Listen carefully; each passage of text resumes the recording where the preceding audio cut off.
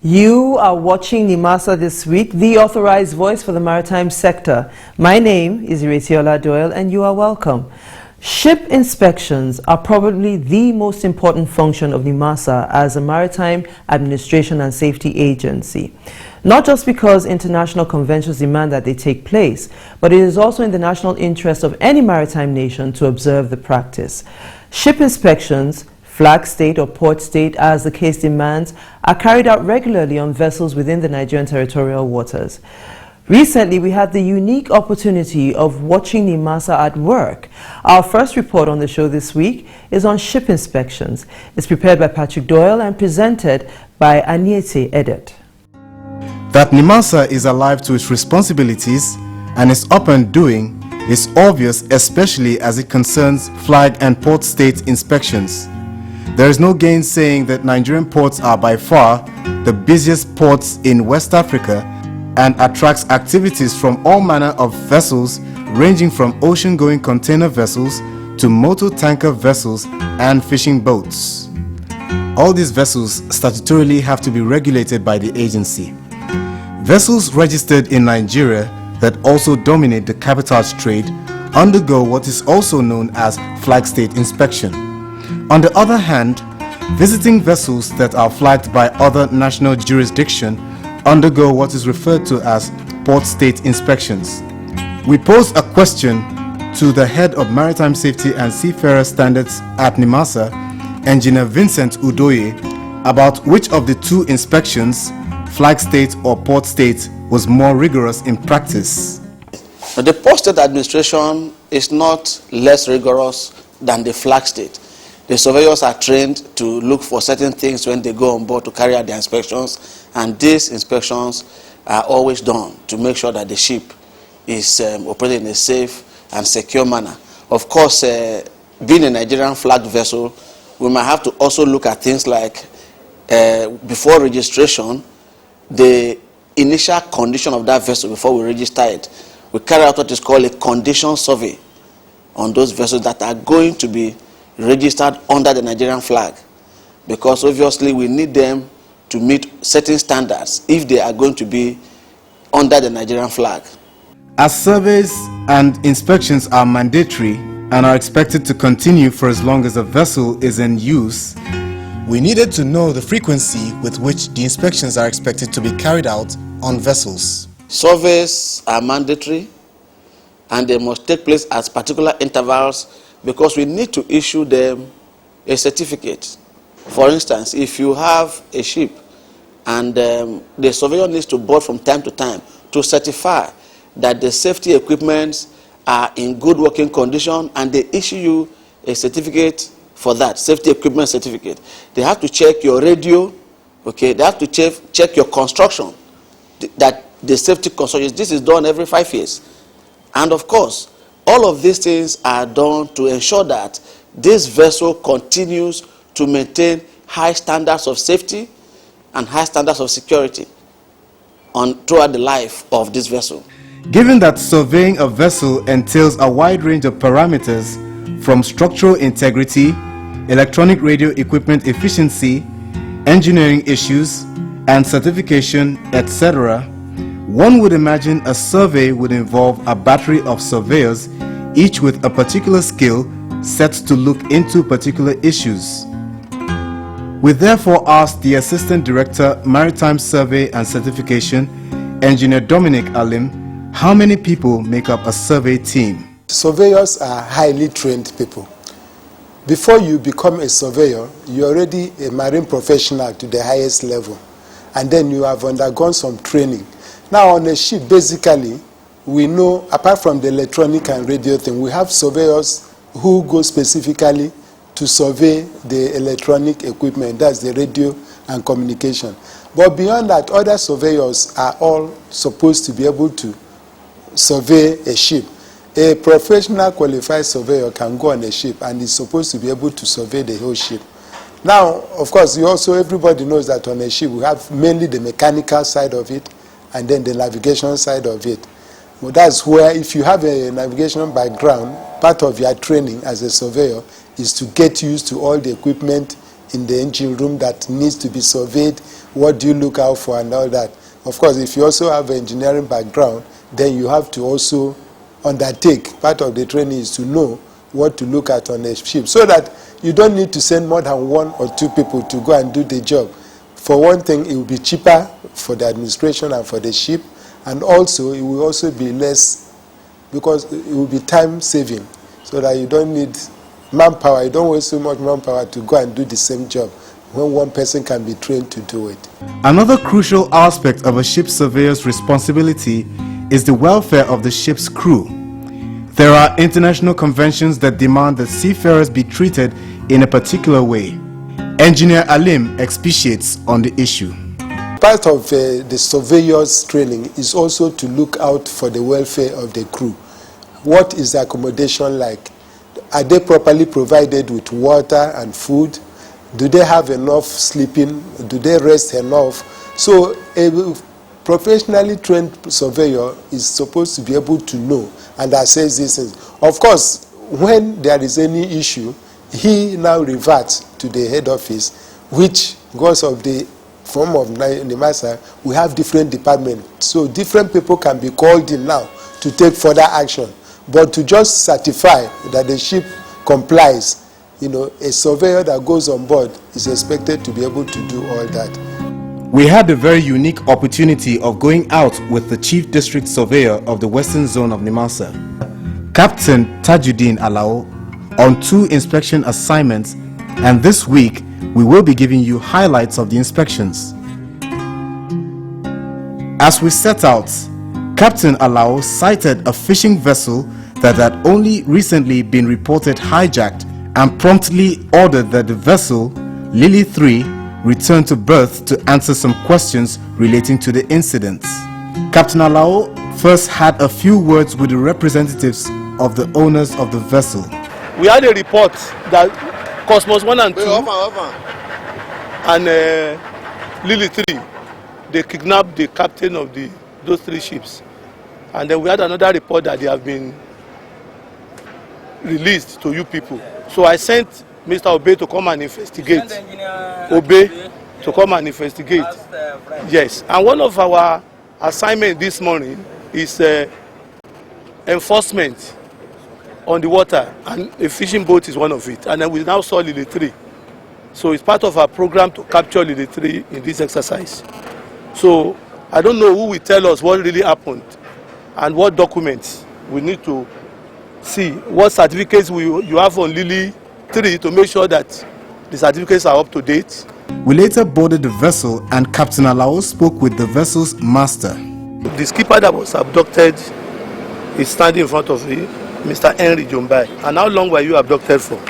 For 10 days. I was abducted twice. 10 days. And what was your location? The first one at Formoso, in Ghana. The second one was at Sambero. Your owner, did they play any role in your release, or you were just released? Yeah, they applied. They wrote to Nimasa also. Yes, we got the letter. And then they wrote to Navy also. We got the letter of yes. And our job is to do investigation when things like this happen. And in our routine inspection on the water, and now Lily 3 is in the port, and we are not aware. That's why I said it should be our targeted ship, to be sure. My boys will be coming to you to get more information from you on what really happened, your personal reports, and supported by other documents. What radio equipment do you have on board? We have SSB radio, VHF. Was it tampered with? Yes, they damaged it. They damaged it. Yeah, company has replaced it. They have replaced it now. The VHF. We spoke with the Executive Director, Maritime Safety and Shipping Development about the vulnerability of fishing vessels to sea robbers, and he gave us an insight into the issue. The problem we are having with the pirate attacks, especially the fishing vessels, is that the fishing vessels are not equipped to talk to us. We have a resource center.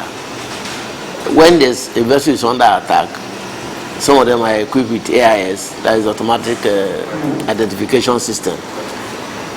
From our office, we know where they are. Even if you hijack and you take them away, we can track it. But all the fishing vessels are not equipped with the AIS. So we had a meeting with some fishing vessels owners, I think last week, and we are advising them to install, there's a kind of mini AIS, which is not as expensive as the one that cargo vessels carry, to install on their vessel. 2, most of them, their communication equipments are down. VHF only covers about 30 miles from the coast, so if a vessel goes out of the VHF range, we can't talk to them. Most of the vessels that go to deep sea are equipped with high frequency HF. The fishing vessels are not. If I can't communicate with you, I cannot help you. So first of all, I will expect that the fishing vessel owners should try to help themselves by making sure the vessels are properly equipped with communication. So if they have a problem, they can always call us and then give us the opportunity to come and assist. But right now, all we hear is 2 or 3 days, so my vessel was hijacked 2 days ago, and you're writing a letter to me after 3 days. It doesn't help me, neither does it help you. So we are trying to involve the fishing vessel owners to try and get their vessels properly equipped, especially when communications equipment are concerned. Our survey inspection excursion continued, and we approached a motor tanker, Danny Rose, moored at the Ibafor Tank Farm jetty for a safety inspection survey. The crew of the vessel ushered the surveyor into the ship captain's cabin, where the ship's papers were inspected. And then the safety equipment is issued by us because it's not delegated to any class. Yes. So next year, this time you must, in January. What we see is that because it's written 2 years, they just go, they don't come back. Or they want to renew the radio, they will not renew the equipment. So it's annual, once you don't do that, no annual endorsement, the certificate is invalid. The paperwork looks okay. Let us see the physical.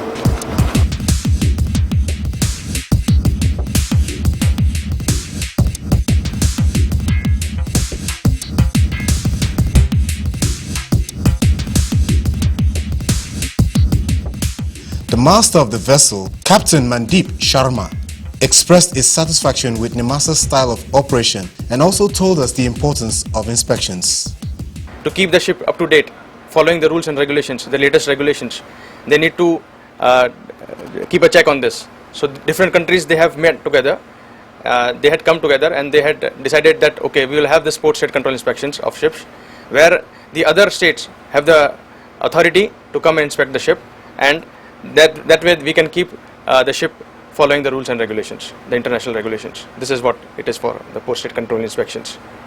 And it's important. It is very important, sir, so that the ship is following the rules, regulations, whatever is the requirement regarding pollution, regarding to the safety, the fire equipments on board the ships, the safety equipments, everything is up to date. This is what they are maintaining, and this is really good for the ship staff also. At the end of the inspection, the surveyor and the ship's captain shook hands, and Captain Alao pronounced his verdict. Keep the ship shape. Yes, sir, sure. It's not too bad. Right. I will not say it's excellent. We are improving, sir. You are improving. Yes, we are improving day after day. Thank you very much.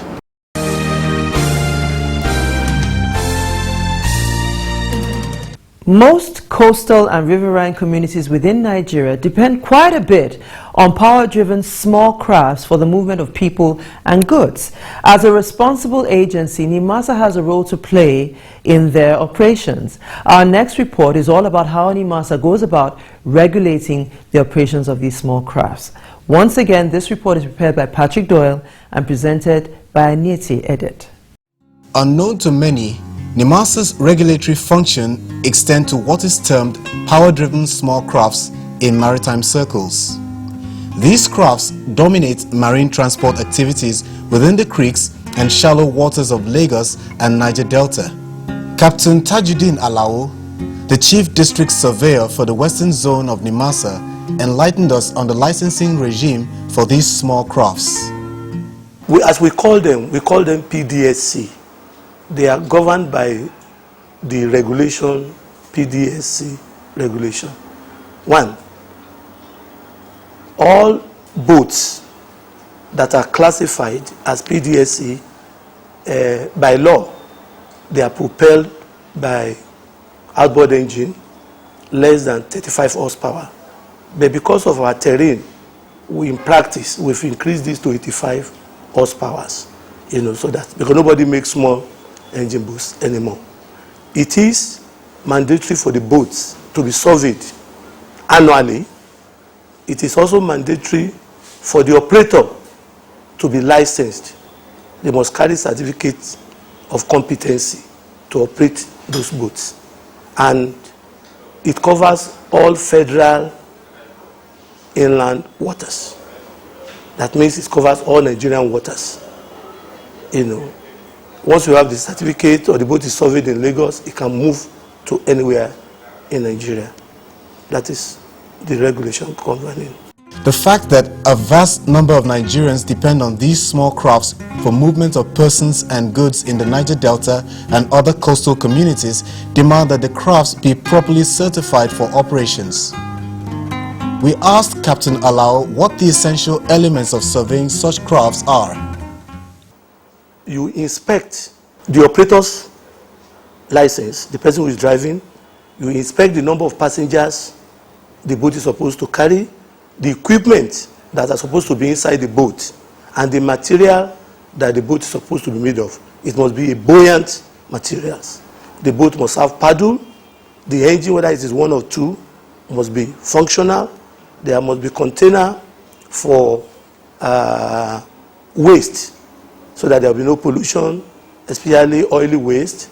There must be enough life support, life vests, life jackets. There must be life buoy. There must be a painter. You know, these are, and the name of the boat must be well marked on the, it must have an anchor in case the engine is broken down. You don't need to paddle alone. You also need to drop a weight into the water to hold the boat. Given the wide area of coverage that these power-driven small crafts operate in, we sought to find out if the agency was adequately equipped in terms of physical spread to carry out these regulatory functions. By law, we have the Lagos district, we have the Warri, we have Port Harcourt, we have Calabar. We were constrained. But now, with Nimasa on the ground, we have all offices in Egoa, we have offices in Eket. We are able to cover more places, and we have more surveyor. Normally what we do, we operate from the loading bays where these boats load. We go there occasionally for enforcement, and we conduct safety awareness campaign. The challenges that we have, the boat owners are not coming again regularly for survey. Nimasa this week was opportune to accompany officers of the Western Zone Office on a sensitization campaign to a loading bay for small crafts at Liverpool Road, Apapa. Here are highlights of that activity. I want you to give me your rapt attention as we show you a brief description on how to use the safety equipment you have to ply this boat for the safety of yourself and the safety of the passengers you have and you are to carry. For this kind of operation, you are allowed to use this one. Your life vest must carry some basic features for you to know that this is the approved life vest. It must carry a reflector. Must be orange in color, to be precise. Are you getting me? The next vital thing I want to show you here is part of the safety equipment you should have as a requirement for you to have in your boat. Is a life board. This with me here is a life board. Now the life board is to help rescue during a man overboard situation. For example, you are going and all of a sudden wave come upon you, understand, and one of your man in the boat fall overboard. If this thing is in the boat, what you need to do is to send it fast so that when it goes in and it's coming out, understand, you can grab on it. These are grab lines. You are required to put another line here, which is about 27.5 or maximum 30 meter in length rope, understand, to this grab line, so that that one will be attached to your boat. As you send this one out, if the man overboard catch this one now, then you cannot pull him towards you. You bring him home, understand. It is very, very important.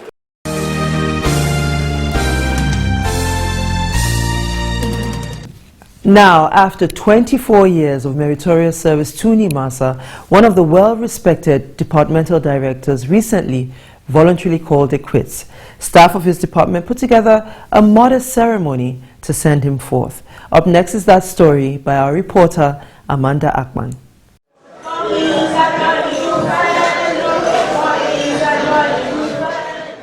Staff of the Procurement Department of Nimasa recently experienced a bittersweet moment when they organized a send-forth ceremony for the erstwhile director, Mr. Onya Oniri Ojiji, who was voluntarily retiring from the agency after 24 years of meritorious service. The ceremony, which took place at the boardroom, was well attended by staff of the procurement department as well as other staff from other departments who obviously hold the retiring director in high esteem. Present at the ceremony was the Executive Director, Maritime Labour and Cabotage Services, Barrister Callisto Subi, who stood in for the DG. He had some encouraging words to say about Mr. Ojiji. On behalf of the Director General, CEO Nimasa, and the very loving staff here present, and those who for one reason or the other are not here, we are thanking God for this day. It is not everybody who started well that ends well. But the good Lord, in His infinite mercy and grace, has protected you and has led you to this very joyous end. It is something to be grateful about. And we're sure that the way you are bowing out, that is the way all of us who are witnessing this epochal meeting today will bow out in Jesus' name. Amen. Our prayer is that we should live when we are due to live. And when we are living, we should live gloriously, the way our brother is living today. So our brother Ojiji, like the Pastor Paulo prayed, said you have fought a good fight. In fact, the crown of glory is on your head. That is why you can very, very, very comfortably and unashamedly come into Nimasa anytime you want to, with all the boldness, and do whatever you want to do with people and go, because you're living without blemish. So we thank you for rendering service to Nimasa as an agency and to your fatherland. His colleagues in the department also had some nice words to say about their retiring boss. The biggest thing I learned from him so far is simplicity. His going out has opened a floodgate to some of us, and I thank God that a time like this has come. Ojiji is a sticker for details. Ojiji will follow every detail at his work, and that strength has earned him in this glorious exit. Mr. Ojiji responded by thanking the agency for the support given to him in the course of his service in the agency. He also thanked his colleagues who helped him making his job in the department a successful one. The success I've made today rests on the shoulders of, well, right from when I was in legal department to when I was in procurement department. Everybody that I worked with contributed to my success. This success that God has used Mr. Akobulkani to crown me, I want to appeal to every person to be fully dedicated. Incidentally, another director voluntarily left the services of the agency recently, Alhaji Jarma Bulama. We spoke with him shortly before he retired and asked about his legacy and future plans. I think I've put in 28 good years serving my nation in various capacities. And I think it's only good that I retire young so that I can enjoy the benefits of my hard labor.